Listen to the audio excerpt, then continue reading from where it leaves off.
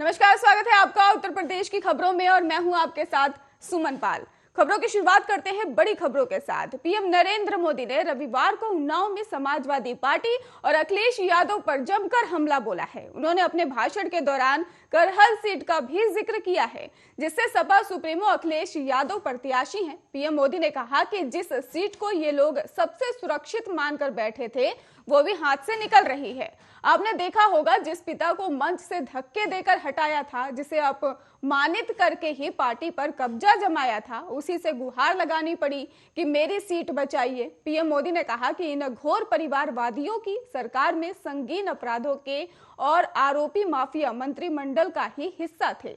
जब माफिया ही सरकार चलाते थे और प्रशासन को भी सीधा आदेश देते थे, ना खाता ना बही ना माफिया गुंडे कहेंगे, और वो सही मोदी ने ही मंच से बोलते हुए कहा कि ऐसी स्थिति में गरीब की कैसे मदद होगी, और रास्ते में ही तो छोड़िए घरों के भीतर भी गुंडे बहन बेटियों को परेशान करते थे। दंगा, कर्फ्यू, फिरौती से ही व्यापारियों का कारोबार और जीवन 24 घंटे संकट में रहता था। बीजेपी सरकार अंधेर गर्दी में ही यूपी को बाहर निकाल कर लाई है, और जिस पर ही यूपी की छवि इन लोगों ने ऐसी बना दी थी कि कुछ बदला नहीं सकता।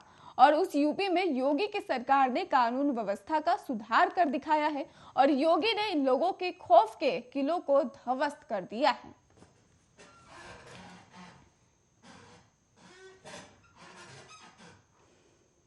रुक करते हैं अगली खबर की ओर, जहां पर यूपी चुनाव के बीच कांग्रेस अंतरिम अध्यक्ष सोनिया गांधी भी अब यूपी के चुनावी दंगल में कूद पड़ी हैं। तो वहीं इस दौरान ही एक जनसभा को संबोधित करते हुए सोनिया गांधी ने बड़ा बयान दिया है। उन्होंने कहा है कि कांग्रेस ने महिलाओं के लिए शक्ति विधान, युवाओं के लिए और भर्ती विधान और उत्तर प्रदेश के विकास के लिए ही उन्नति विधान तैयार किया है।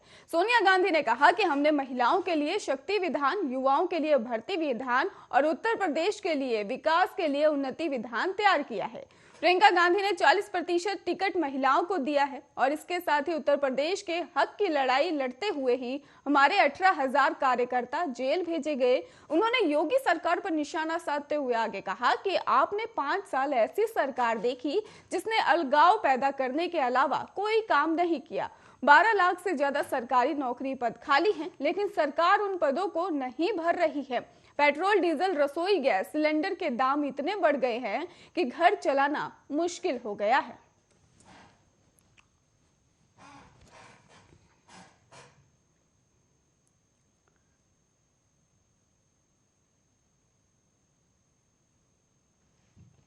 परिवार का एक अटूट हिस्सा मानती हूँ। हम आपके जीवन को बेहतर बनाने वाली राजनीति के प्रति समर्पित हैं। हम आपको ऐसा विधायक देना चाहते हैं जो दिन रात आपके लिए काम करे और आपको मजबूत बनाने वाली योजनाएं बनाए। इन चुनाव में कांग्रेस पार्टी के हाथों को मजबूत कीजिए और अपने भविष्य को बेहतर बनाने वाली राजनीति चुनिए। रायबरेली के हमारे सभी उम्मीदवारों को भारी मत। लखीमपुर हिंसा में मारे गए किसानों का परिवार सुप्रीम कोर्ट पहुंच गया है। किसान परिवार ने सुप्रीम कोर्ट में आशीष मिश्रा की जमानत की याचिका खारिज जो है वो दाखिल की है। याचिका में कहा गया है कि हाईकोर्ट ने अपराध की गंभीरता पर ध्यान नहीं दिया और उत्तर प्रदेश सरकार ने ही जमानत के खिलाफ सुप्रीम कोर्ट में अपील दायर की। और इसके साथ ही आपको बता दें कि दायर नहीं की है, ये जानकारी है। इसके साथ ही आपको ये भी जानकारी दे दें कि बीते दिनों ही इलाहाबाद हाईकोर्ट की लखनऊ बेंच ने आशीष मिश्रा को जमानत दी थी, जिसके एक हफ्ते बाद आरोपी को जेल से रिहा किया गया था। मिली जानकारी के अनुसार किसानों के परिवार की और से ही गृह राज्य मंत्री अजय मिश्रा टेनी के बेटे आशीष मिश्रा की जमानत के खिलाफ वकील प्रशांत भूषण ने याचिका दायर की थी। इससे पहले सुप्रीम कोर्ट में वकील शिव कुमार त्रिपाठी और वकील CS ओपंडा ने ही जमानत की याचिका पर ही खिलाफ जो थी वो दायर की थी। और इसके साथ ही उन्होंने अपनी याचिका में कहा था कि आशीष मिश्रा की जमानत से गवाहों की जान को खतरा हो सकता है। आपको बताते चले कि रविवार को ही लखीमपुर में समाजवादी पार्टी के मुखिया अखिलेश यादव ने ही तिकोनिया इलाके में 4 किसानों की कथित तौर पर वाहन से कुचलकर हुई मौत के मामले में ही तुलना जलियांवाला बाग हत्याकांड से किया था। हालांकि सीएम योगी आदित्यनाथ ने उनके इस बयान को राजनीति से प्रेरित बताया था।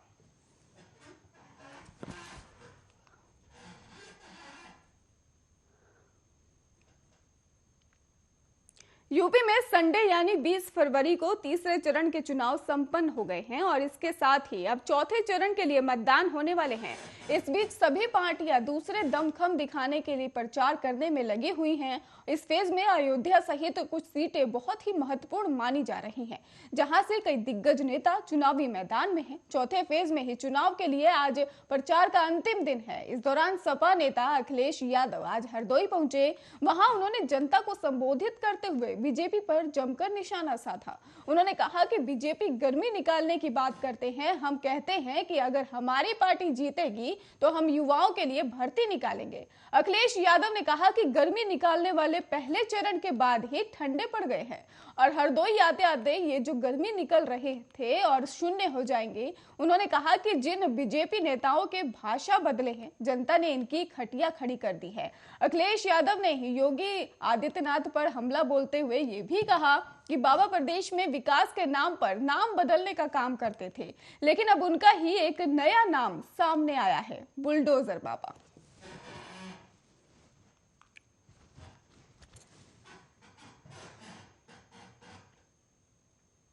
वहीं कांग्रेस नेता प्रियंका गांधी वाड्रा ने सोमवार को उत्तर प्रदेश में मौजूद लखनऊ में ही चुनावी रोड शो किया है। इस दौरान उन्होंने प्रधानमंत्री नरेंद्र मोदी के बयान पर प्रतिक्रिया भी दी है, जिसमें उन्होंने कहा था कांग्रेस और सपा आतंकियों के सहानुभूति रखते हैं। कांग्रेस की यूपी प्रभारी ने ही प्रधानमंत्री के बयान कर कहा कि पीएम ये सब बातें सिर्फ चुनाव की वजह से कह रहे हैं और प्रियंका ने यह भी कहा कि ये बात वो भी जानते हैं, ये सच नहीं है, सिर्फ चुनाव के चलते ये कह रहे हैं। उन्हें अहम मुद्दों पर बात करनी चाहिए। तमाम सरकारी पद खाली होने के बावजूद आखिर यूपी में इतनी बेरोजगारी क्यों है? कांग्रेस नेता ने यह भी कह दिया कि पीएम ने ही महंगाई, बेरोजगारी और छुट्टा जानवरों पर कुछ नहीं कहा। चुनाव में वो कह रहे हैं कि उनको अब इस बारे में जानकारी मिली है। क्या सीएम ने उनको जानकारी नहीं दी? और सरकारी पद खाली हैं तो बेरोजगारी क्यों है? छत्तीसगढ़ में छुट्टा जानवरों की समस्या सुलझी है। इससे पहले उत्तर प्रदेश में चल रहे विधानसभा चुनाव के लिए कांग्रेस महासचिव ने ही लखनऊ के चिन्हट इलाके में प्रचार किया। आपको बताते चले कि यहां विधानसभा चुनाव के चौथे चरण का 23 फरवरी को मतदान होगा।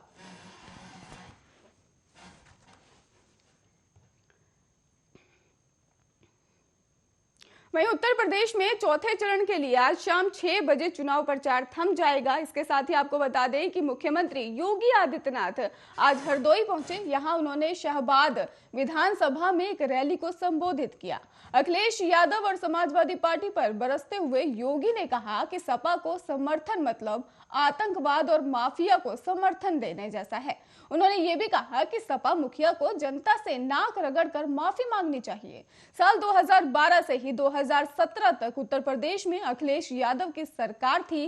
सपा की सरकार पर निशाना साधते हुए सीएम योगी ने कहा कि पहले बिजली की भी जाती थी और मजहब होता था और ईद और मुहर्रम होता था तो बिजली आएगी और होली दिवाली पर नहीं आएगी। आज ऐसा भेदभाव नहीं है। आज चाहे होली दिवाली हो या ईद मुहर्रम या फिर क्रिसमस या फिर शिवरात्रि, सबको बिजली देने का कार्य डबल इंजन की सरकार ने किया है।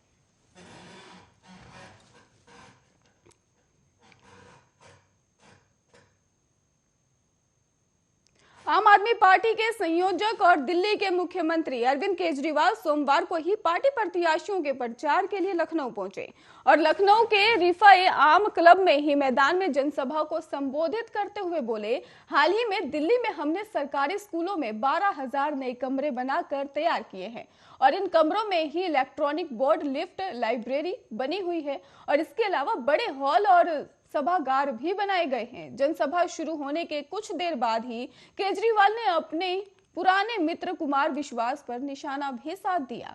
उन्होंने कहा कि गाजियाबाद का कवि सारी खुफिया एजेंसियों से ऊपर है, उन्हें पहले से ही सब पता चल जाता है। सीएम केजरीवाल ने कहा कि पिछले 7 साल में ही हमने स्कूलों में ही 20,000 कमरे बनाए हैं। उन्होंने जनता से पूछा कि आप लोग बताएं 5 साल में ही योगी जी ने कितने स्कूल बनाए हैं। ये बाकी वाले झूठ बोल रहे हैं, जितने कह रहे हैं करेंगे, ये सारे झूठ बोल रहे हैं। हम ही कर सकते हैं 24 घंटे बिजली और मुफ्त बिजली। ये करना आसान नहीं है, ये मैजिक है, मैजिक। 24 घंटे बिजली और मुफ्त बिजली ऐसे हो सकता है? दिल्ली में हो रहा है, मैजिक है ये, मैजिक केजरीवाल को ही आता है और किसी को नहीं आता। दिल्ली में हमने स्कूल बड़े शानदार कर दिए, अस्पताल बड़े शानदार कर दिए, यहां भी करेंगे। आप एक मौका दो, यहां पे भी बच्चों को रोजगार देंगे। जब तक रोजगार नहीं मिलता उनको बेरोजगारी भत्ता देंगे। हर महिला को 1,000 रुपए हर महीने देंगे।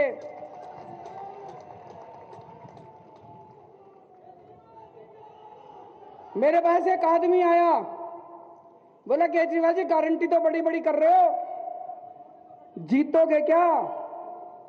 मैंने कहा देखो भाई साहब, सारे जो सर्वे आ रहे हैं वो सर्वे ये दिखा रहे हैं कि हंग हो सकता है कि किसी को भी बहुमत ना मिले। तो बीजेपी को बाहर रखने के लिए अगर हमारी जरूरत पड़ी और अगर हम सरकार में शामिल हुए तो जिसकी भी सरकार होगी उसे गारंटी मैं पूरी करा दूंगा सारी। लखनऊ के सरोजनी नगर विधानसभा सीट से बीजेपी प्रत्याशी राजेश्वर सिंह के समर्थन में मुख्यमंत्री योगी आदित्यनाथ ने रविवार की शाम रोड शो किया। इसे लेकर प्रत्याशी राजेश्वर सिंह ने ट्वीट भी करके मुख्यमंत्री योगी आदित्यनाथ को धन्यवाद कहा है। राजेश्वर सिंह ने ही ट्वीट करते हुए लिखा है कि माननीय मुख्यमंत्री श्री योगी आदित्यनाथ जी को सरोजनी नगर के विशाल रोड शो में ही पधारने के लिए आत्मीय धन्यवाद। आपका आशीर्वचन, मार्गदर्शन और सरोजनी नगर की जनता का अपार समर्थन भावुक कर देने वाला है और आशीर्वाद रूपी शुभकामनाओं के लिए कोटि कोटि आभार। गौरतलब है कि रोड शो के दौरान ही सीएम योगी आदित्यनाथ ने कहा कि ये चुनाव 80 बनाम 20 का बन चुका है और उन्होंने आगे ये भी कहा है कि ये जोश और जुनून ये जनता का हुजूम बता रहा है और इस बार उत्तर प्रदेश में फिर से कमल खिलने जा रहा है। ये रोड शो शाम 5 बजे ही तेलीबाग में मौजूद हनुमान मंदिर से शुरू होकर तेलीबाग में ही मौजूद शनि देव मंदिर तक खत्म हुआ। इससे पहले उन्नाव के पूर्वा में ही जनसभा को संबोधित करने पहुंचे प्रधानमंत्री नरेंद्र मोदी को लेकर भी राजेश्वर सिंह ने ट्वीट किए हैं।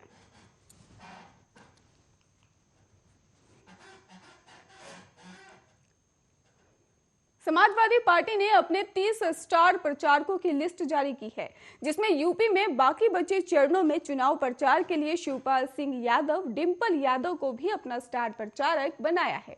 यूपी के बाकी बचे चरणों में अब शिवपाल यादव समाजवादी पार्टी के लिए प्रचार करेंगे, जिसे लेकर भारतीय जनता पार्टी ने अखिलेश यादव पर निशाना साधा है।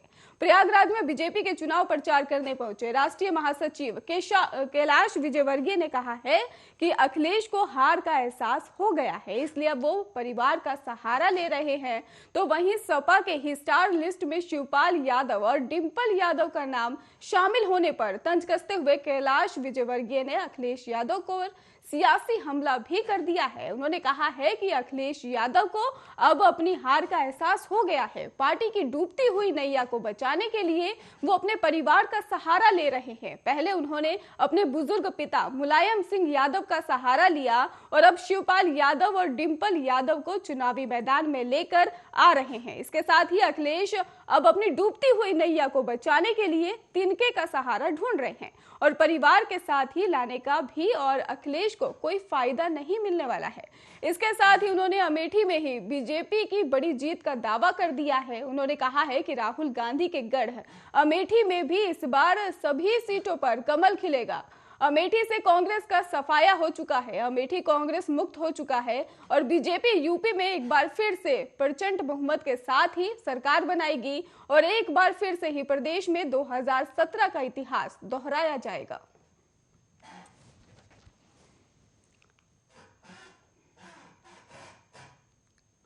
वहीं बहराइच के थाना रुपई हेड़ा क्षेत्र में ही आज उस वक्त हड़कंप मच गया जब ससुराल में रह रहे युवक का शव उसके ही गांव से कुछ दूरी पर बरामद हुआ। तो वहीं सूचना पाते ही मौके पर पहुंची पुलिस ने ही मामले में कार्रवाई शुरू कर दी है और इस बारे में जानकारी देते हुए क्षेत्र अधिकारी नानपारा जंग बहादुर यादव ने बताया है कि रुपई हीरा में ही थाना क्षेत्र अंतर्गत संदिग्ध परिस्थितियों में एक युवक का शव बरामद हुआ है। प्राप्त जानकारी के अनुसार युवक की पहचान सीताराम के नाम से हुई है, जो कि बहराइच के थाना हरदी क्षेत्र का रहने वाला है। पुलिस का कहना है कि वो अपने ससुराल में रह रहा था और बीती रात को ही मोटरसाइकिल से इसी के साथ ही जाता दिखाई दिया है।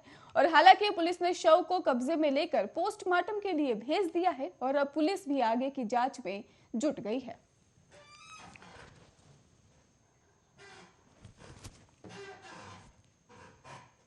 थाना रुपईडीहा के चिलविला गांव से 200 मीटर दूर एक व्यक्ति की संदिग्ध परिस्थितियों में शव मिला है। इस सूचना पर तत्काल थाना रुपईडीहा की पुलिस मौके पर गई और मृतक की पहचान सीताराम के रूप में हुई है, जो थाना क्षेत्र खरी घाट का रहने वाला है। अपनी ससुराल में आया हुआ था, अपने ससुराल में ही रह रहा था। तो मृतक के परिजनों का कहना है कि कल रात में कहीं मोटरसाइकिल से गया था और मृतक के परिवार भी यहाँ मौके पे साथ हैं और शव को पुलिस कब्जे लेकर पोस्टमार्टम हेतु भेजा गया है और पोस्टमार्टम रिपोर्ट प्राप्त होने पर विधिक कार्रवाई की जाएगी। थाना रुपईडीहा के चिलविला गांव से। मेरठ के खरखोदा में ही काशीराम कॉलोनी में वसूली नहीं देने पर किराना व्यापारी के परिवार पर विशेष संप्रदाय के ही युवक ने साथियों के साथ मिलकर पथराव किया है। दबंगई के इस मामले के बाद से ही इलाके में दहशत का माहौल बना हुआ है, पर इन दबंगों की गुंडई इतनी पर ही नहीं रुकी है और इन आरोपियों ने ही पुलिस से शिकायत करने पर भी आरोपी युवक ने ही अपने साथियों के साथ मिलकर किराना व्यापारियों पर ताबड़तोड़ फायरिंग कर दी, जिसमें पिता और पुत्र गंभीर रूप से घायल हो गए और पुलिस ने घायलों को मेरठ के अस्पताल में भर्ती कराया है। मामला दो समुदाय का कारण ही तनावपूर्ण स्थिति में बना हुआ है। वहीं पुलिस भी घटना की जांच कर रही है। पूरा मामला काशीराम कॉलोनी का बताया जा रहा है, जहां पर पीड़ित का परिवार रहता है और पीड़ित का ही नाम रामनिवास गुप्ता है, जो कि किराना की दुकान करते हैं और साथ ही गाय भी पालते हैं। रामनिवास गुप्ता ने बताया है कि कॉलोनी में ही रहने वाला रेहान आपराधिक प्रवृत्ति का है और रेहान रामनिवास गुप्ता से ही वसूली की मांग कर रहा था और विरोध करने पर ही रविवार सुबह करीब 9 बजे रेहान ने साथियों के साथ मिलकर रामनिवास गुप्ता के परिवार पर पथराव कर दिया और पीड़ित ने ही मामले की शिकायत पुलिस चौकी में की, जिसके बाद से ही बिना कार्रवाई करे वहां से वापस उन्हें आना पड़ा और पुलिस में शिकायत करने से शब्द रेहान फिर 1 बजे अपने साथियों के साथ ही हथियारों से ही लैस होकर रामनिवास गुप्ता के घर पहुंचा और फायरिंग करना आरंभ कर दिया। पीड़ित सर्जन का आरोप है कि रामनिवास गुप्ता और उनका बेटा निक्की गोली लगने से घायल हो गए हैं। वहीं परिवार के अन्य लोगों को भी हल्की चोटें आई हैं। मौके पर एएसपी चंद्रकांत मीणा और थाना पुलिस मौके पर पहुंची और पुलिस ने लोगों को समझाकर मामला शांत करवाने की कोशिश की। घायलों को मेरठ अस्पताल में भर्ती भी करवाया गया है। इसके साथ ही एएसपी चंद्रकांत मीणा का कहना है कि घायलों को मेरठ अस्पताल में भर्ती कराया गया है और उपचार किया जा रहा है। फायरिंग की घटना सही है, मामले में जांच करके उचित कार्रवाई की जाएगी।